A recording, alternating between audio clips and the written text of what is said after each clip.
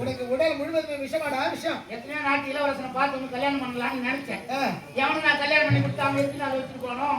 3 நாள் வாழ்வானோ 90 நாள் வாழ்வானோ தாலி அர்த்தம் செத்துவானோ அது ஒரு பஞ்சாயத்துக்கு ஆள் எடுத்து நான் தெரியணும். ஏன் வீடு எனக்கு நானே கல்யாணம் பண்ணிக்கிறேன்.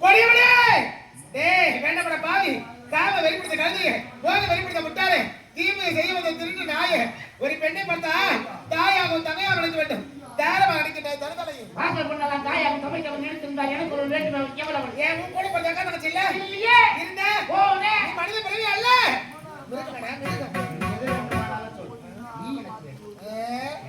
எட்டாவது கடியும் தொட்டு பறிக்க வேண்டும் என்று நீ பகல் காலம் காண்கிறாய். இது ஒரு காலமும் பறிக்காது. எட்டாவது தூரத்தில் இருக்கிறது எட்டுகிறதே அந்த கடியை பறித்து கசக்கி போகிறதான் ஆசைப்படுகிறேன். நீ உரைக்கக்கூடிய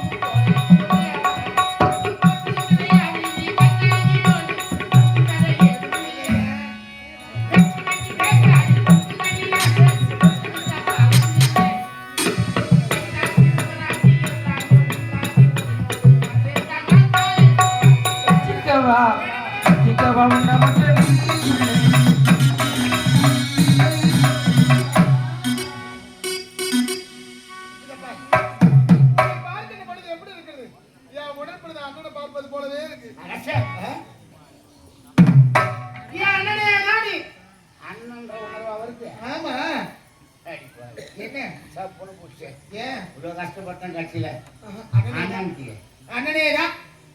சரி போ, நான் தங்கச்சியை ஏத்துக்கிறேன். ஆனா ஒண்ணு என்ன மன்னிக்கிட்ட பழக்கத்தை ஆனவன் சொல்ல மாட்டேன். நான் உன்னை கட்டி அடிச்சு புத்தம் கேட்டதும் சொல்லக்கூடாது. சொல்ல மாட்டேன். இங்க நடந்த செயல் ஒண்ணு என்ன தவிர நான் வேற யாரும் எடுத்து வைக்க மாட்டேன். சத்தியம்.